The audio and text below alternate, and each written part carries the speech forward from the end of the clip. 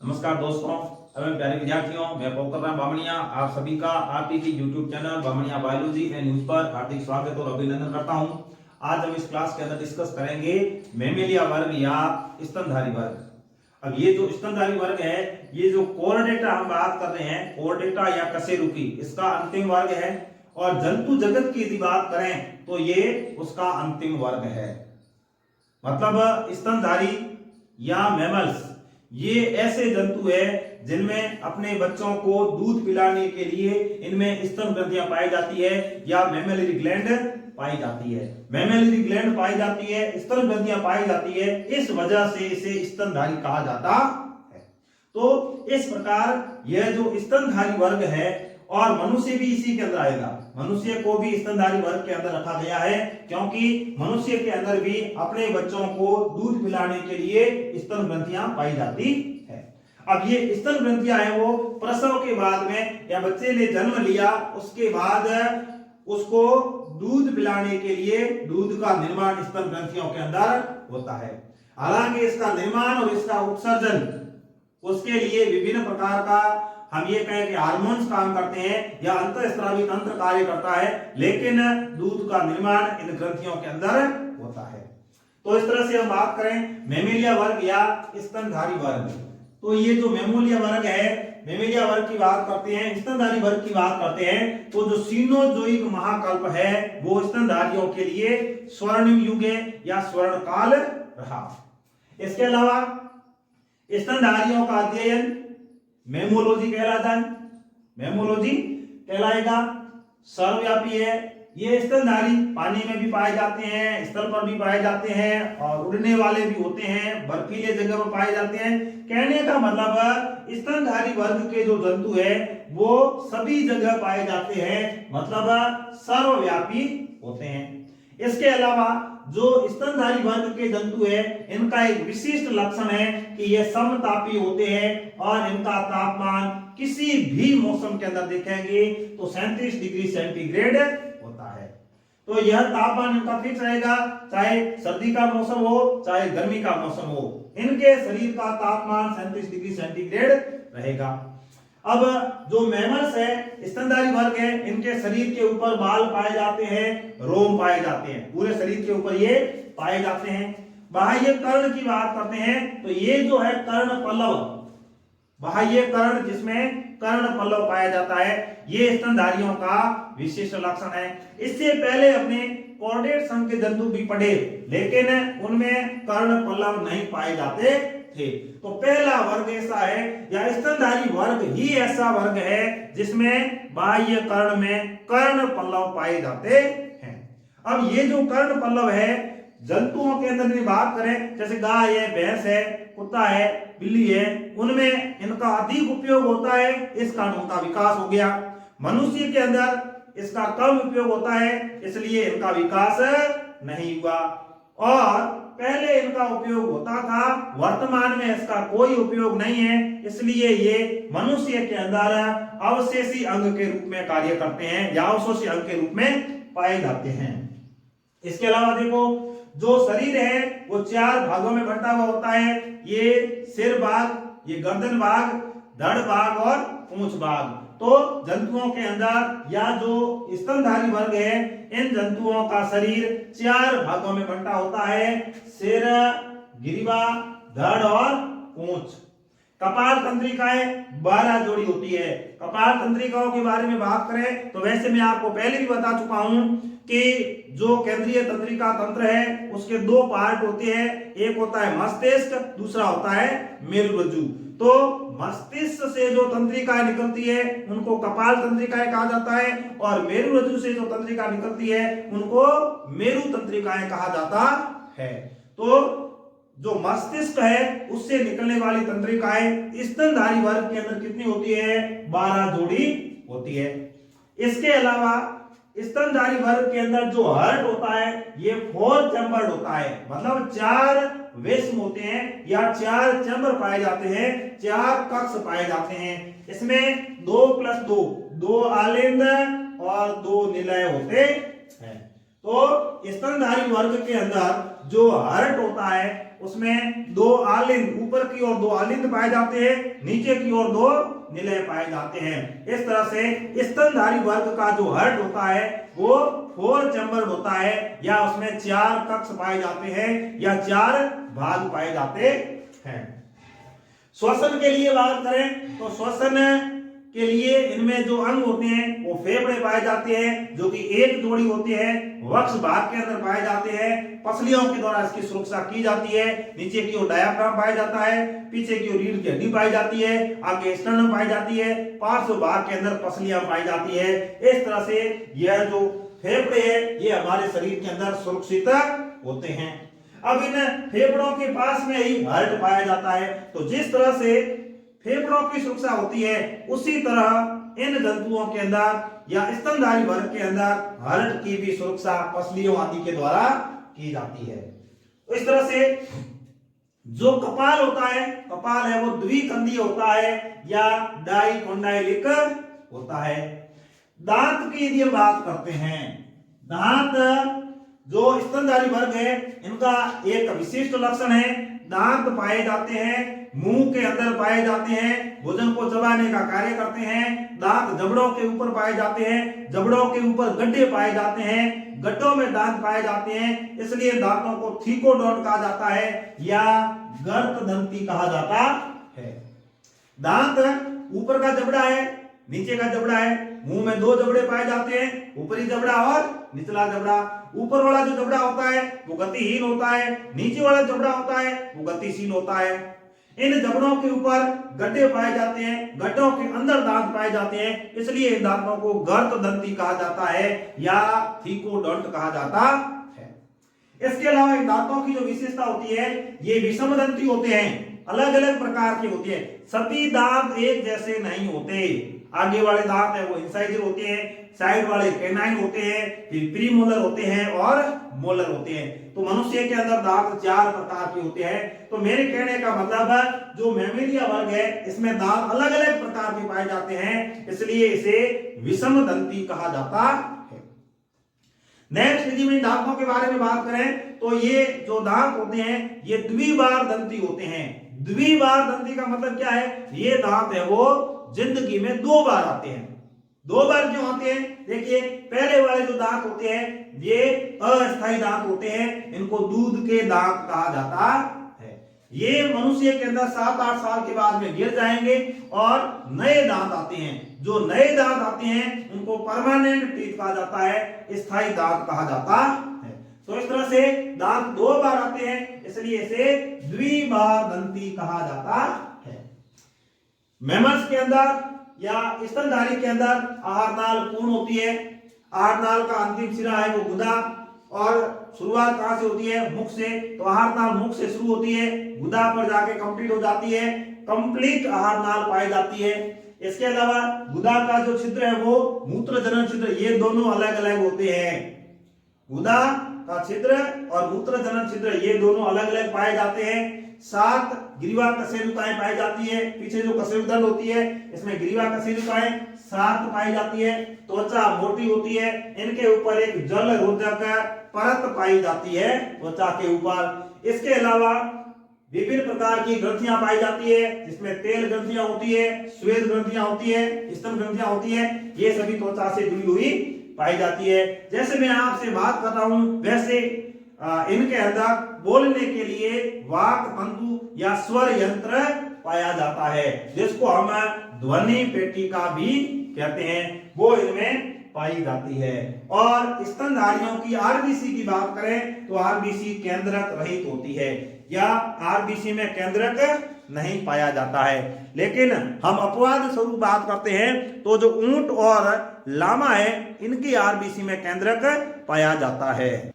स्तनधारियों के और लक्षणों की बात करें तो जो स्तनधारी है या मैमल्स है उनमें जो ब्रेन पाया जाता है, जो मस्तिष्क पाया जाता है, मस्तिष्क यदि बात करें तो इसका जो अग्र मस्तिष्क है उसमें 2 प्रमस्तिष्क गोलार्ध पाए जाते हैं। आगे का जो मस्तिष्क है इस तरह से 2 प्रमस्तिष्क गोलार्ध पाए जाते हैं, दायां बायां इस तरह से 2 प्रमस्तिष्क गोलार्ध पाए जाते हैं। इन दोनों के बीच में एक छड़नुमा संरचना होती है जिसको कार्पस कैलोसम कहा जाता है। तो ये जो कार्पस कैलोसम नामक संरचना है ये स्तनधारियों के अंदर बहुत ही ज्यादा इंपॉर्टेंट है। जो हम बात करते हैं कि स्तनधारियों के अंदर बुद्धि पाई जाती है, सोचने समझने की शक्ति पाई जाती है, वो इस कार्पस कैलोसम के कारण होती है।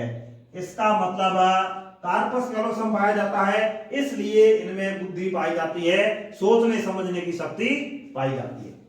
आप देखिए मध्य मस्तिष्क की यदि बात करें, मिड ब्रेन की बात करें तो इसमें 4 ठोस दृक्पालियां पाई जाती है, ऑप्टिक लोब पाई जाती है।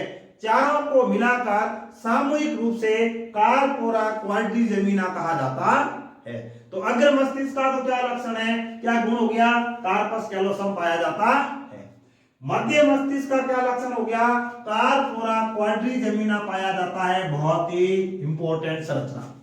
और यदि हम हिंड ब्रेन की बात करते हैं तो हिंड ब्रेन के अंदर अनुमस्तिष्क पाया जाता है, सेरेबेलम पाया जाता है, जो हमारे शरीर के अंदर संतुलन का कार्य करता है। यदि कोई व्यक्ति ज्यादा शराब पी लेता है तो हमारे मस्तिष्क का जो पश्च मस्तिष्क का जो भाग है, जिसको हम अनुमस्तिष्क कहते हैं या उसको हम सेरेबेलम कहते हैं, वह नियंत्रण नहीं रख पाता और व्यक्ति ऐसे डांस करते हुए चलता है। तो इस तरह से ये हमने ब्रेन के बारे में लक्षण देख लिए। अब यदि हम ईयर की बात करें, ईयर की बात करें, कान की बात करें तो ये हमने पहले बात कर ली कि जो बाह्य कर्ण है इसमें कर्ण पल्लव पाए जाते हैं ये, और ये कर्ण पल्लव है वो अवशेषी अंग के रूप में पाए जाते हैं मनुष्य के अंदर। लेकिन यदि हम मिड ईयर की बात करें, मध्य कर्ण की बात करें तो यहां से बहुत ही इंपॉर्टेंट संरचना निकलती है। बहुत इंपॉर्टेंट संरचना क्या निकलती है कि हमारे शरीर की सबसे छोटी अस्थि है वो यहीं पर पाई जाती है। इसका मतलब यहाँ पर 3 प्रकार की अस्थियां पाई जाती है। शॉर्ट में कहते हैं MIS, मिस, मेलियस, इनकस और स्टेपिस। तो मध्य कर्ण के अंदर कर्ण अस्थियां पाई जाती है और मेलियस, इनकस और स्टेपिस ये इनके नाम है। उत्सर्जन की बात करें तो उत्सर्जन तंत्र के रूप में इसमें 1 जोड़ी किडनी पाई जाती है या 2 किडनी पाई जाती है, जो उत्सर्जन के रूप में या मूत्र का निर्माण करती है। और जो मेमल्स है या जो स्तनधारी है, स्तनधारियों के अंदर जो मुख्य उत्सर्जी पदार्थ होता है, जो मुख्य नाइट्रोजनी उपशिष्ट पदार्थ होता है, वो क्या होता है, यूरिया होता है। इसलिए इसे यूरियोटेलिक कहा जाता है या यूरिया उत्सर्जी कहा जाता है। क्या कहते हैं, यूरिया उत्सर्जी, या इसको यूरियोटेलिक या यूरिया उत्सर्जी कहा जाता है। ये हमने पहले बात की है। उत्सर्जन के आधार पर जंतु 3 प्रकार के होते हैं। अमोनिया का उत्सर्जन करने वाले अमोनिया उत्सर्जी, यूरिक अम्ल का उत्सर्जन करने वाले यूरिक अम्ल उत्सर्जी, और जो यूरिया का उत्सर्जन करते हैं उनको यूरिया उत्सर्जी जंतु कहा जाता है। और क्योंकि ये जो मैमल्स है या जो स्तनधारी है ये यूरिया का उत्सर्जन करने वाले होते हैं, इसलिए इनको यूरिया उत्सर्जी कहा जाता है या यूरियोटेलिक कहा जाता है।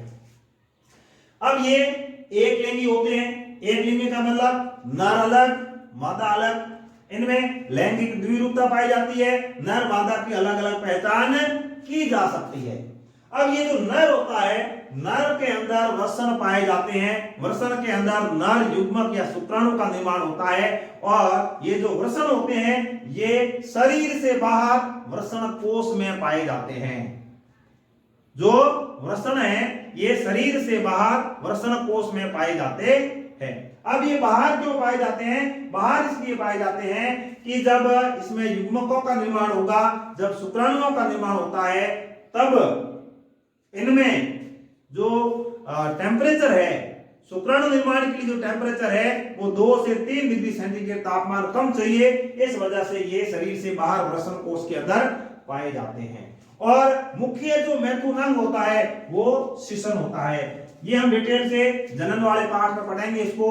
नर के अंदर एक ऐसी पेन के आकार की संरचना होती है, दो टांगों के बीच में पाई जाती है, इसको शीशन या पेनिस कहा जाता है। और यही जो अंग है यह मैथुन क्रिया के दौरान मादा का जो जनन पथ है उसमें यह प्रवेश करवाया जाता है, इसलिए इसे मुख्य मैथुन अंग भी कहा जाता है। मतलब मैथुन क्रिया के अंदर काम आने वाला अंग मैथुन अंग कहलाता है। अब देखिए जो ये स्तनधारी है, जो मैमल्स है, ये जरायुज होते हैं। जरायुज का मतलब है विविपेरस। विविपेरस का मतलब ये डायरेक्ट संतान उत्पन्न करने वाले होते हैं या बच्चे पैदा करने वाले होते हैं। और ऐसे जंतु जो अंडे देते हैं उनको अंडज कहा जाता है या उसको ओविपेरस कहा जाता है। तो ये जरायुज होते हैं, बच्चे पैदा करते हैं, निषेचन इनमें आंतरिक होता है, परिवर्धन इनका है वो गर्भाशय के अंदर होता है, निषेचन है वो फैलोपियन नलिका के अंदर होता है। जो जो चीजें इंपॉर्टेंट है उसको मैं ऐसे गोला करके अलग लिख रहा हूं, ताकि ये जो प्रश्न है ये first grade, second grade, NEET आदि एग्जाम के लिए इंपॉर्टेंट प्रश्न हो जाते हैं। आपके लिए तो इंपॉर्टेंट है ही, लेकिन जो हाई लेवल का एग्जाम है, जो हायर एग्जाम है, उनमें ये क्वेश्चन पूछे जा सकते हैं। इसके अलावा जो स्तनधारी है या मैमल्स है, इनमें गर्भाशय के अंदर जो भ्रूण का परिवर्तन होता है, वहां पर गर्भाशय के अंदर जो भ्रूण होता है वो मादा से एक संरचनात्मक एवं क्रियात्मक रूप से इकाई से जुड़ा हुआ होता है। इसको प्लेसेंटा या हिंदी में कहें इसको अपरा, इसके द्वारा जुड़ा हुआ होता है। तो इस तरह से भ्रूण माता से अपरा के द्वारा जुड़ा हुआ होता है। अब अपरा के माध्यम से यह क्या करता है? पोषण, श्वसन, उत्सर्जन आदि क्रियाएं करता है। क्योंकि इसका जो परिवर्तन होता है तब भ्रूण है वो माता के गर्भाशय के अंदर रहता है और इस संरचना के द्वारा जुड़ा हुआ रहेगा और समस्त क्रियाएं जो होगी वो इस प्लेसेंटा के माध्यम से होगी। इसके अलावा यदि बात करें तो स्तनधारी या मैमल्स है, इनमें पैतृक संरक्षण का गुण पाया जाता है। मतलब माता पिता अपने बच्चों की सुरक्षा का कार्य करते हैं, माता पिता अपने बच्चों की रक्षा करने का कार्य करते हैं। इसमें जैसे मान लो घर बनाकर रखना या रहने के लिए आवास उपलब्ध करवाना, और छोटे बच्चे हैं तो उनको दूध पिलाने का कार्य भी माता पिता के द्वारा किया जाता है। या हम ये कहें कि माता पिता के द्वारा अपने बच्चों की है वो सुरक्षा की जाती है, इसको पैतृक रक्षण कहा जाता है। समतापी और असमतापी के बारे में यदि बात करें तो हमने कोर्डेटा के अंदर मुख्यतः 5 वर्ग पढ़े हैं: पिसीज वर्ग, एम्फीबिया वर्ग, रेप्टिलिया वर्ग, एविज वर्ग और मेमेलिया वर्ग। ये कोर्डेटा के 5 मुख्य वर्ग हैं। हालांकि हमने इसको विस्तार से पढ़ा है क्योंकि हम अध्ययन करेंगे तो विस्तार से पढ़ेंगे, लेकिन मुख्यतः जो कोर्डेटा है इसको 5 वर्गों में बांटा जाता है। पिसीज वर्ग जिसमें मछलियां आती है, उभयचर वर्ग जिसमें मेंढक आते हैं, रेप्टिलिया वर्ग जिसमें सर्प आते हैं, एविज वर्ग जिसमें पक्षी आते हैं और मेमेलिया वर्ग जिसमें स्तनधारी आते हैं। ये जो 5 वर्ग है, अब इन 5 वर्गों में यदि बात करें कि समतापी कौन से वर्ग है, तो समतापी वर्ग है अभी हम पढ़ रहे हैं जो मैमल्स और इससे पहले एविज। ये जो दोनों वर्ग है ये दोनों है वो समतापी है। इससे पहले हमने जो 3 पढ़े हैं पिसीज, एम्फीबिया, रेप्टिलिया, ये असमतापी होते हैं। तो इनको इस तरह से याद रखने की जरूरत है। हम हर वर्ग में चलो बात करेंगे, अच्छी बात है, लेकिन हमें याद होना चाहिए कि असमतापी कौन से हैं? Pisces, amphibia, reptilia. समतापी कौन से हैं? एविज और मेमेलिया। इस चीज की हमें जानकारी होनी चाहिए। नेक्स्ट हम बात करते हैं कपाल तंत्रिकाएं। तो कपाल तंत्रिकाएं कोर्डेटा की बात करते हैं तो या तो 10 जोड़ी है या फिर 12 जोड़ी है। तो अब 10 जोड़ी किसमें पाई जाती है, 12 जोड़ी किसमें पाई जाती है? तो देखो 10 जोड़ी की बात करते हैं तो एम्फीबिया और पिसीज, मतलब पिसीज और एम्फीबिया जो पानी में पाए जाते हैं या जो पानी और स्थल पर पाए जाते हैं उसमें कितनी जोड़ी है? 10 जोड़ी है। लेकिन जो स्थल पर पाए जाते हैं रेप्टिलिया, एविज और मेमेलिया, इनमें कितनी जोड़ी कपाल तंत्रिकाएं पाई जाती है? 12 जोड़ी पाई जाती है। उसी तरह से स्वर्ण युग की बात करें, स्वर्ण युग का मतलब अपने आप में यह है कि ये ऐसा युग जिसमें उस वर्ग के जंतु अधिक फलीभूत हुए या उन्होंने अधिक विकास किया, या वह टाइम उनके लिए बहुत ही ज्यादा अनुकूल था। इसको हम क्या कहेंगे? स्वर्ण युग कहेंगे। अब देखिए मैमल्स के लिए स्वर्ण युग कौन सा रहा? सीनोजोइक काल।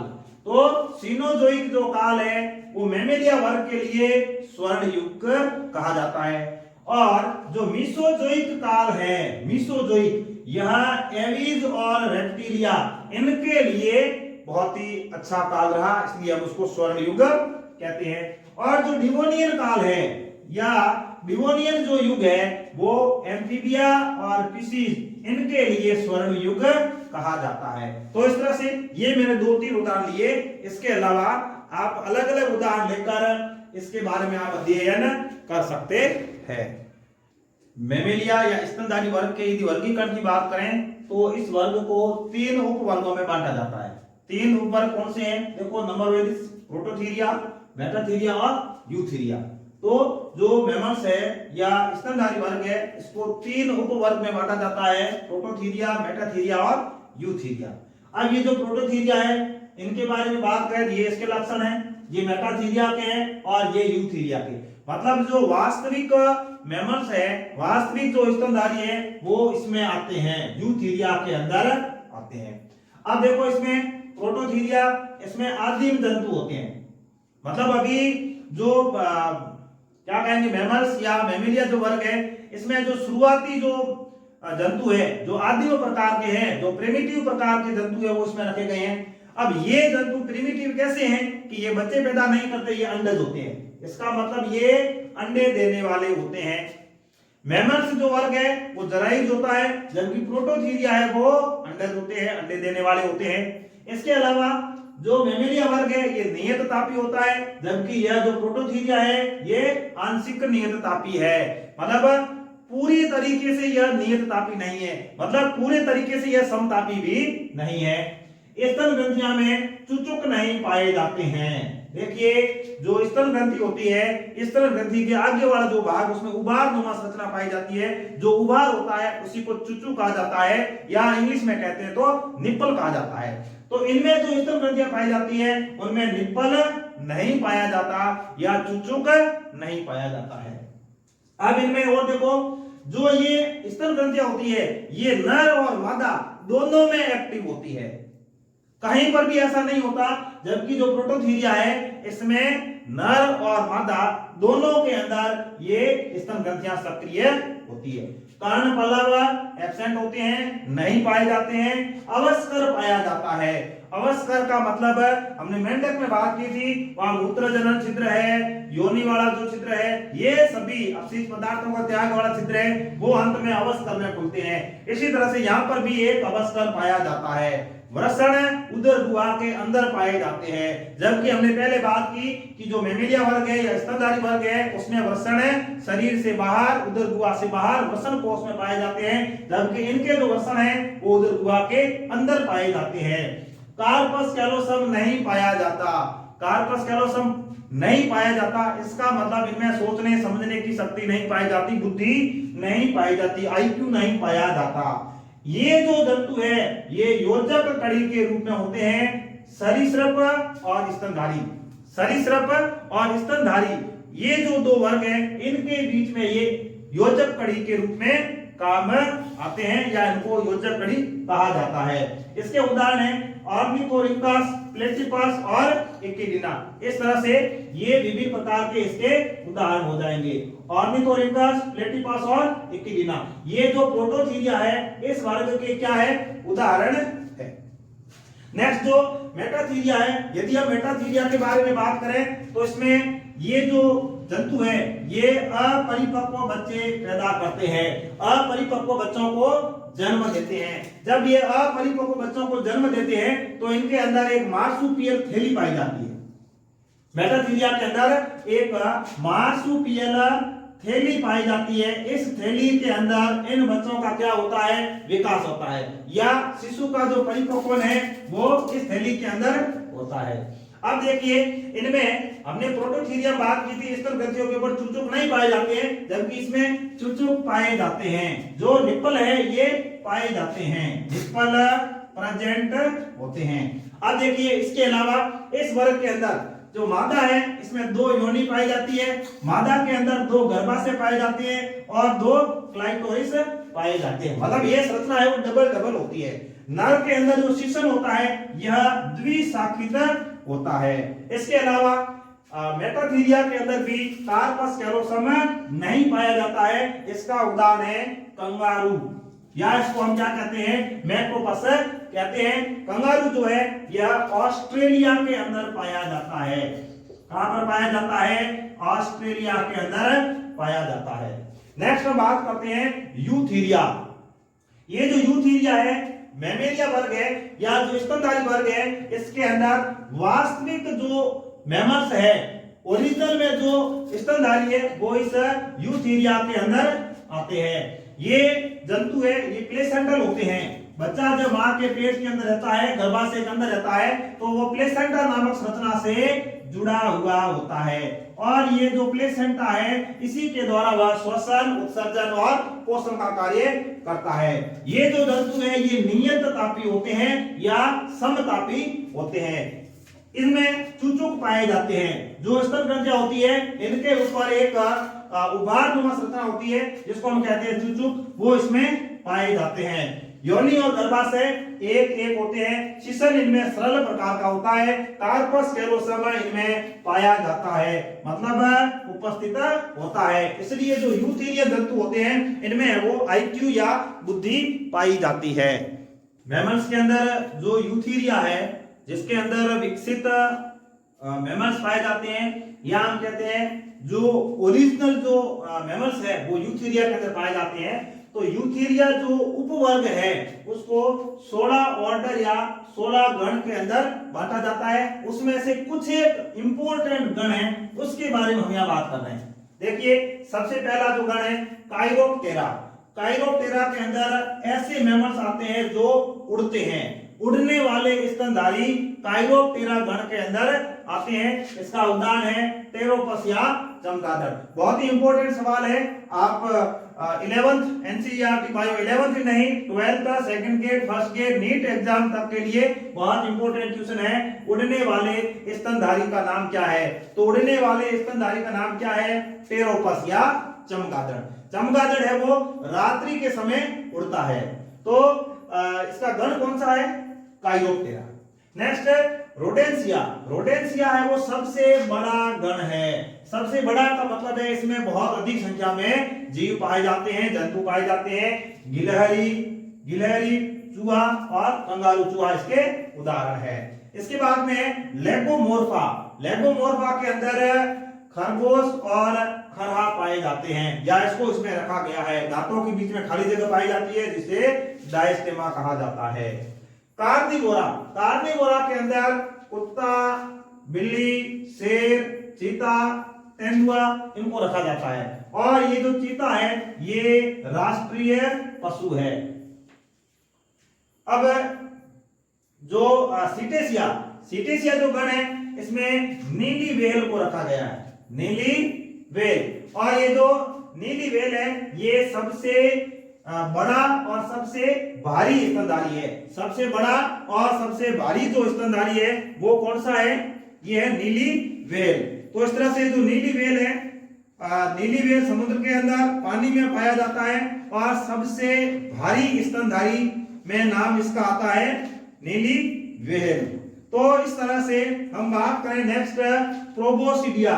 प्रोबोसिडिया इसमें बड़े और भारी भरकम जंतु आते हैं। इसमें सबसे बड़ा जो स्थलीय जंतु वो भी इसके अंदर आता है एलिफेंट, हाथी। तो हाथी को किसमें रखा जाएगा? प्रोबोसिडिया। और आर्टिडेक्टाइला। आर्टिडेक्टाइला जो गण है इसमें रखा जाता है गाय, भैंस, सुअर, ऊंट, बकरी, भेड़, मृग। मतलब जो जुगाली करने वाले जंतु है, ऐसे जंतु जो जुगाली करते हैं वो सब इसके अंदर रखे गए हैं आर्टिडेक्टाइला। नेक्स्ट है पेरिसोडेक्टाइला। पेरिसोडेक्टाइला के अंदर घोड़ा, गधा, जेब्रा और गैंडा इनको रखा गया है। और लास्ट है प्राइमेट्स। प्राइमेट्स की बात करते हैं तो अपने आप में बहुत ही इंपॉर्टेंट गण है। यह सबसे अधिक विकसित इस गण के अंदर सबसे अधिक विकसित जंतुओं को रखा जाता है, या हम ये कहें सबसे ज्यादा बुद्धिमान जो जंतु है उनको इसमें रखा जाता है। इसमें उदाहरण है मनुष्य, होमो सैपियन। होमो सैपियन को किसमें रखा गया है? प्राइमेट्स के अंदर रखा गया है। क्यों? क्योंकि इसमें जो सबसे ज्यादा विकसित है या सबसे अधिक बुद्धि पाई जाती है उन जंतुओं को प्राइमेट्स के अंदर रखा गया है। अब इसमें मनुष्य के साथ में कपी है, बंदर है, गोरिल्ला है, चिंपैंजी है, इन सबको इस गण के अंदर रखा गया है। तो इस तरह से हमने आज की इस क्लास के अंदर जो स्तनधारी वर्ग है या जो मैमेलिया वर्ग है उसको कंप्लीट पढ़ने का प्रयास किया। हमने इसके सामान्य लक्षण पढ़े, फिर इसका हमने वर्गीकरण किया। जब इसको वर्गीकृत किया जाता है तो 3 उपवर्ग में बांटा जाता है। जब 3 उपवर्ग में बांटा जाता है तो पहला वर्ग आता है प्रोटोथीरिया, उसमें आदिम प्रकार के मैमल्स होते हैं। नेक्स्ट आता है मेटाथीरिया। मेटाथीरिया के अंदर ये जो जंतु होती है ये मतलब परिपक्व बच्चे पैदा नहीं करते हैं, अपरिपक्व बच्चे पैदा करते हैं, जो कि एक मार्सुपियल नामक थैली होती है उसके अंदर इनका क्या होता है? परिपक्व होता है। और इसका उदाहरण है कंगारू या मैक्रोपस। ये जो जंतु है ये ऑस्ट्रेलिया महाद्वीप के अंदर ही पाए जाते हैं। नेक्स्ट जो यूथेरिया है, यूथेरिया जो उपवर्ग है उसके अंदर जो वास्तविक प्लेसेंटल मैमल्स होते हैं वो इसमें पाए जाते हैं। जो हमारे चारों हम स्तनधारी जंतुओं को देखते हैं वे सभी जंतु यूथेरिया के अंदर रखे गए हैं या उसके अंदर रखे जाते हैं। वास्तविक जो प्लेसेंटल मैमल्स है वो यूथेरिया के अंदर रखे जाते हैं। अब यूथेरिया को जब आगे वर्गीकृत करते हैं तो इसमें कितने गण हैं? 16 ऑर्डर है या 16 गण है। उसमें से हमने कुछ जो इंपोर्टेंट गण हैं उनके बारे में बात की है। काइरोप्टेरा, रोडेंसिया, लेगोमोर्फा, कार्निवोरा, सिटेसिया, प्रोबोसिडिया और आर्टिडेक्टाइला, पेरिसोडेक्टाइला और प्राइमेट्स। सबसे ज्यादा विकसित गण कौन सा है? प्राइमेट्स। मनुष्य को भी इसमें रखा गया है। तो इस तरह से हमने यह जो मैमल्स वर्ग पढ़ा, इसी के साथ हमारा जो एनिमल किंगडम है या जो जंतु जगत है वो हमने कंप्लीट पढ़ लिया। इसी के साथ हमारा जो जंतु जगत वाला जो चैप्टर है एनसीईआरटी बायो कक्षा 11 का जो 4th चैप्टर है एनिमल किंगडम या प्राणी जगत या जंतु जगत, वो चैप्टर हमारा क्लोज होता है, समाप्त होता है। इस तरह से यह जो हमारा पार्ट है जंतु जगत का वर्गीकरण अपने आप में बहुत ही ज्यादा इंपॉर्टेंट चैप्टर है। इसके अंदर कई ऐसे संघ है, कई ऐसे वर्ग है जिन वर्गों के जंतुओं के उदाहरण पूछे जा सकते हैं, या फिर जंतु का नाम दे दिया और पूछा जाता है ये कौन से संघ का जंतु है, या फिर उस संघ का नाम दे दिया और उसमें कह दिया उत्सर्जन कौन से अंगों के द्वारा होता है। तो इस तरह से हमने सबसे पहले कुछ एक आधार पढ़े थे, वो आधार यदि हमें याद है और हर एक संघ के हमें कम से कम 4 या 5 लक्षण हमें याद होने ही चाहिए, तो ही हम ये कह सकते हैं कि हमने जो चीज पढ़ी है वो सार्थक है।